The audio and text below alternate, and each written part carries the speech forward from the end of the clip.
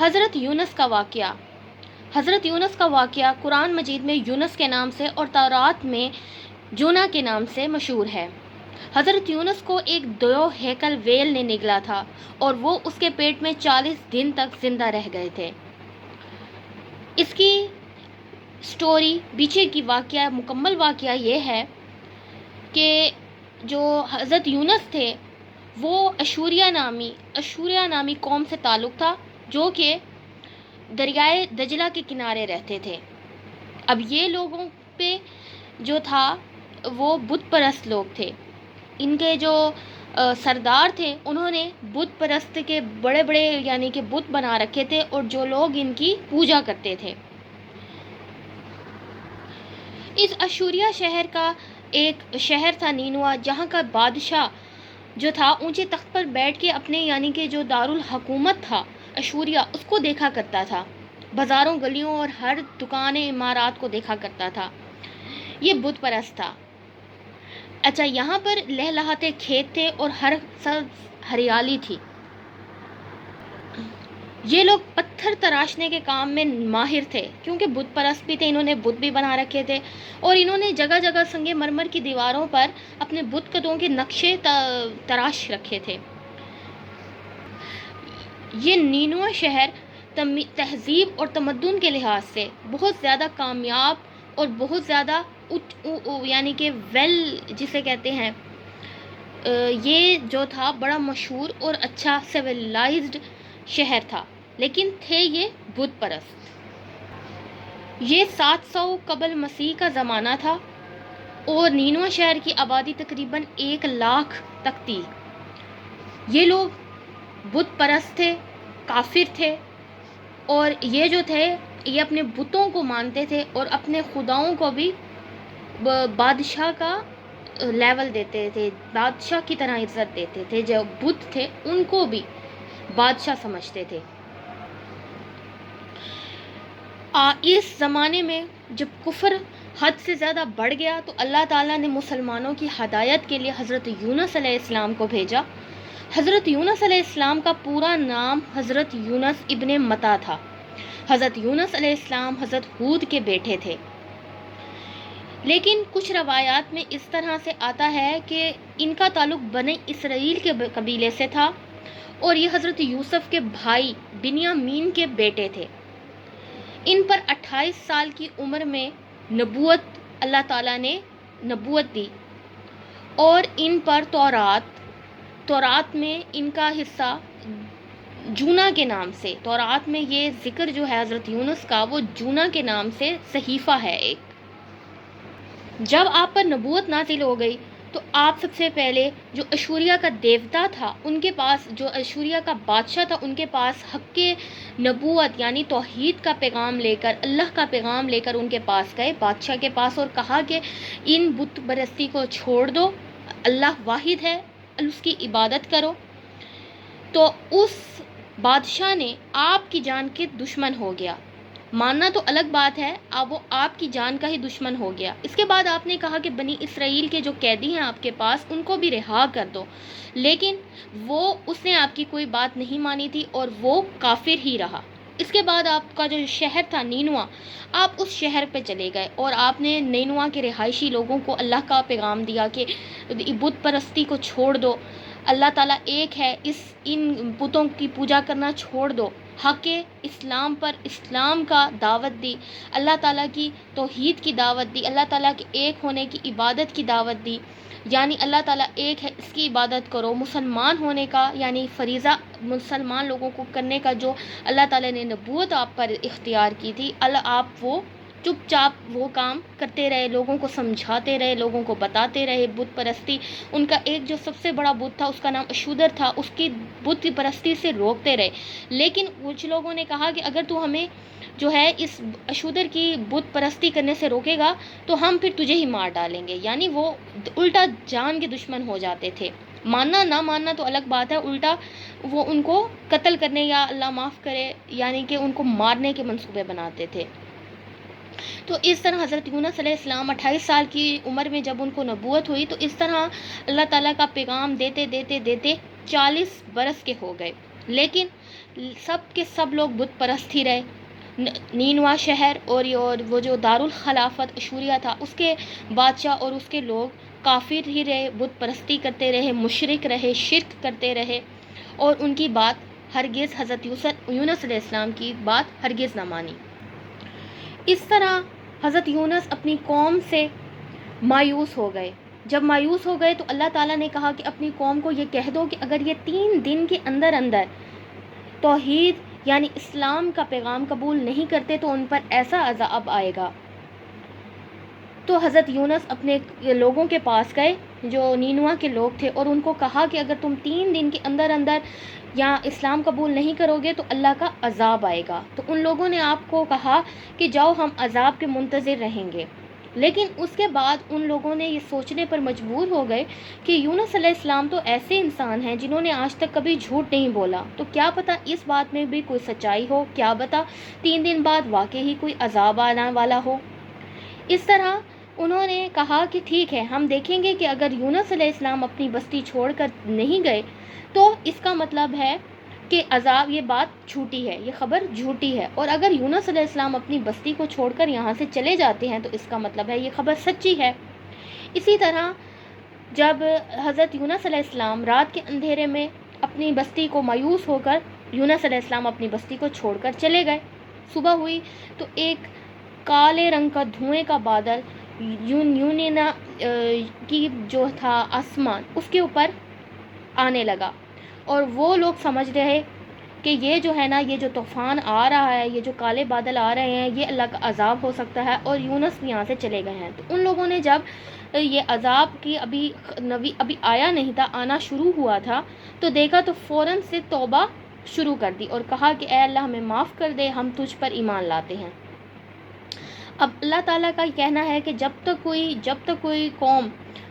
کوئی قوم معافی مانگ لیتی ہے یا معافی مانگ لیتی ہے، اللہ کے دل کا دروازہ بڑا ہے. اللہ تعالیٰ نے دیکھا کہ جب ان کے جو قوم ہے انہوں نے معافی مانگ لی ہے اور اسلام قبول کر لیا ہے تو اللہ تعالیٰ نے ان لوگوں کو معاف کر دیا. لیکن اللہ تعالیٰ حضرت یونس علیہ السلام سے خفا ہو گئے کہ وہ بستی چھوڑ کر کیوں گئے. اللہ تعالیٰ نے تو ان کو کہا تھا کہ وہ لوگ جو ہے 3 دن کے اندر اندر ایمان لے آئیں، لیکن وہ مایوس ہو کر چلے گئے. تو اس مایوسی پر اللہ تعالیٰ ان سے خفا ہو گئے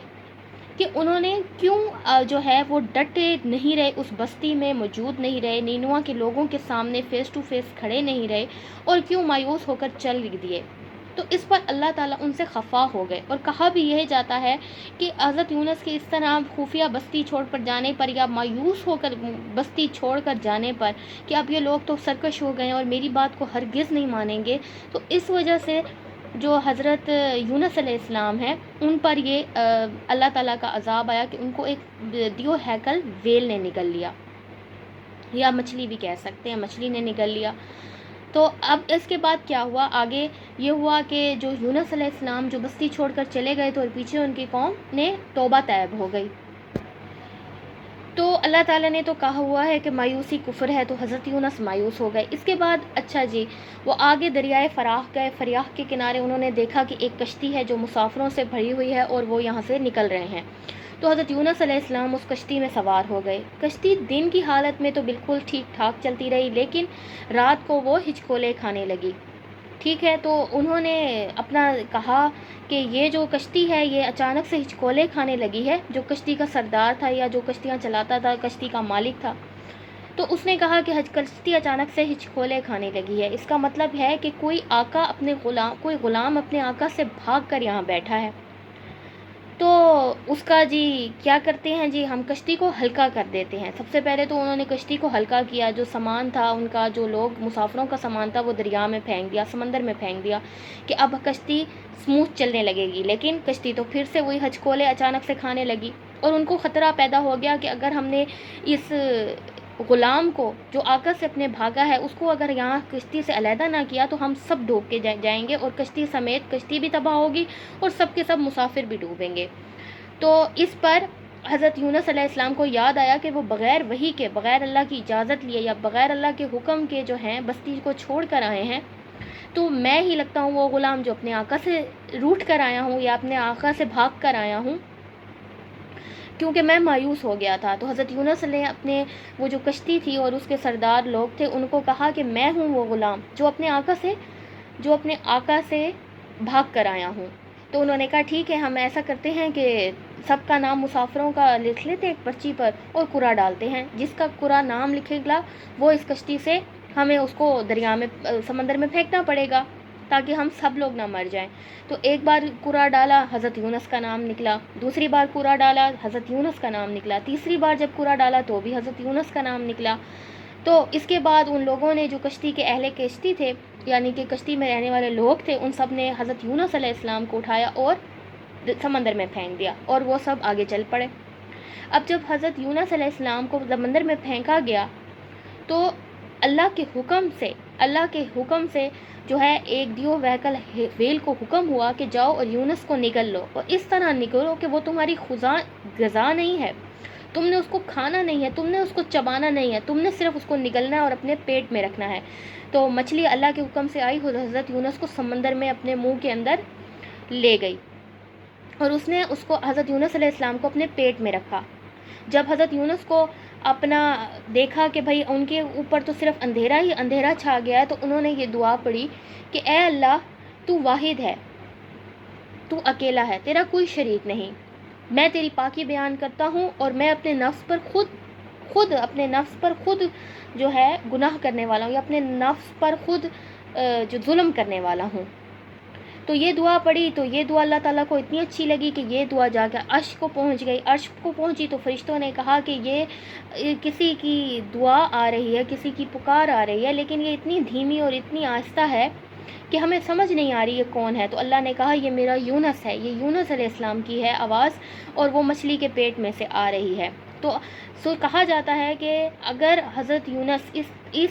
معافی طلب نہ کرتے، مچھلی کے پیٹ میں یہ معافی طلب نہ کرتے اور اللہ تعالیٰ کو نہ پکارتے، تو شاید وہ قیامت تک مچھلی کے پیٹ میں بھی رہ سکتے تھے۔ لیکن انہوں نے اللہ تعالیٰ سے معافی مانگ لی اور اللہ تعالیٰ سے کہا کہ مجھے معاف کر دے۔ ان کو اپنی غلطی کا احساس ہو گیا کہ وہ بغیر وحی کے، بغیر اللہ سے اجازت لیے بستی چھوڑ کر آئے ہیں، تو اللہ تعالیٰ نے ان کو معاف کر دیا۔ اس کے بعد یہ ہوا کہ حضرت یونس پر یہاں کہا جاتا ہے کہ 3 طرح کے اندھیرے تھے، ایک سمندر کا اندھیرا، ایک مچھلی کے پیٹ کا اندھیرا اور دوسرا رات کا اندھیرا۔ 3 اندھیروں میں حضرت یونس علیہ السلام تھے، تو انہوں نے اللہ تعالیٰ سے معافی مانگ لی۔ اس کے بعد اللہ کے حکم سے مچھلی کو حکم ہوا کہ جاؤ اور حضرت یونس کو سمندر کے جو ساحل ہے اس پر جا کر اگل دو۔ تو مچھلی نے ٹھیک ٹھاک چبایا نہیں، ان کو کھایا نہیں، غذا نہیں تھے، اللہ کے حکم سے صرف وہ ان کو سیکیور کرنے آئی تھی کہ جو کہ بیچ سمندر میں لوگوں نے پھینک دیا تھا، تو وہ اس کو سیکیورٹی کے نام پر مچھلی نے اپنے پیٹ میں ڈالا تھا۔ وہ گئی اور سمندر پر جا کر اگل دیا حضرت یونس علیہ السلام کو۔ تو حضرت یونس کی حالت اس طرح سے ہو گئی تھی کہ ان کا جسم ہر لحاظ سے نرم ہو گیا تھا، جس طرح ہلکا ہلکا سا گل جاتا ہے، جس طرح ہم پانی کے اندر کسی چیز کو رکھتے ہیں تو ہلکی ہلکی سی نرم ہو جاتی ہے، اس طرح حضرت یونس کا جو جسم تھا وہ بھی ہلکا ہلکا نرم ہو گیا تھا اور ہلکی سی جسم گل گیا تھا، لیکن ان کی سانس چل رہی تھی اور وہ 40 دن زندہ مچھلی کے پیٹ میں اللہ کے حکم سے رہے تھے۔ اس کے بعد اللہ تعالیٰ نے ساحل سمندر پر بیل اگائی، جو کہ کدو کا کہا جاتا ہے پودا تھا، اس کے پتوں کو حضرت یونس کے جسم سے ڈھانپ لیا تاکہ ان پر کوئی کیڑا مکوڑا یا کوئی بھی جو ہے جانور حملہ نہ کرے۔ تو ان کو کدو کا جو پتے تھے، کدو کے پیڑ کے پتے، کدو کی بیل کے پتوں سے ان کے جسم کو ڈھانپ دیا گیا، اور ایک بکری کو یہ حکم دیا کہ جاؤ اور یونس کو صبح اور شام دودھ پلایا کرو۔ تو بکری اللہ کے حکم سے آتی اور حضرت یونس کو صبح اور شام دودھ پلاتی، جس کی وجہ سے وہ کچھ دنوں بعد بہت ہی بہتر حالت میں ہو گئے تھے اور وہ دوبارہ سے ٹھیک ٹھاک حالت میں ہو گئے تھے۔ اس کے بعد حضرت یونس کی جو قوم تھی، نینوا کی قوم، وہ حضرت یونس کو تلاش کرتے کرتے کرتے ایک دن سمندر کے ساحل پر آئی، تو انہوں نے دیکھا کہ یہ تو حضرت یونس علیہ السلام ہے۔ تو انہوں نے کہا کہ ہم یونس علیہ السلام سے معافی بھی مانگی اور کہا کہ ہم تمہارا جو اسلام ہے اس کو قبول کرتے ہیں، ہم تمہارے رب پر یقین رکھتے ہیں، تمہارا رب واحد ہے، اکیلا ہے، اس کا کوئی شریک نہیں، ہم اس کی پاکی بولتے ہیں۔ انہوں نے بیعت کر لی حضرت یونس کے نام پر، اور حضرت یونس اپنی قوم کے ساتھ اپنی قوم کو بھی معاف کر دیا، کیونکہ ان کو تو اللہ تعالیٰ نے صرف لوگوں کی ہدایت کے لیے ہی بھیجا تھا۔ تو حضرت یونس علیہ السلام پر یہ جو قصہ ہے یہ اتنا خوبصورت قصہ ہے، اتنا خوبصورت قصہ ہے کہ یہ قصہ ہمیں بتاتا ہے کہ اللہ تعالیٰ اپنے بندوں سے کبھی ناراض مایوس نہیں ہوتا۔ اگر بندے مایوس اللہ کے ہو بھی جائیں، اگر بندہ اپنے اللہ سے مایوس ہو بھی جائے تو اللہ تعالیٰ کو یہ بات بری لگتی ہے کہ میرا بندہ مجھ سے مایوس کیوں ہو گیا، حالانکہ کیا یہ نہیں جانتا تھا کہ میں ہر چیز پر قادر ہوں، یہ جو کچھ ہو رہا ہے یہ میرے حکم سے ہو رہا ہے۔ تو یہ جو مایوسی ہے یہ کفر کہلائی، ٹھیک ہے، اور یہ جو مایوسی ہے یہ قصہ اس بات کو پروموٹ کرتا ہے، یا اس بات کا عینی شاہد گواہ ہے یہ قصہ کہ اللہ تعالیٰ اب ہر حکم سے ہر چیز ہوتی ہے، اور اللہ تعالیٰ چاہے تو سب کچھ ہو سکتا ہے۔ یہ انسان جو مایوس ہو جاتا ہے اپنے چاروں طرف اندھیرا دیکھ کے کہ اب اس کے سامنے کوئی نہیں ہے، اب اس کے ساتھ کوئی نہیں ہے، یا اب اس کا کوئی سہارا نہیں ہے، اب اس کے دن نہیں پھر سکتے، اب اس کی مشکلات دور نہیں ہو سکتی، یا اب وہ پھنس گیا ہے، اب وہ اکیلا ہو گیا ہے،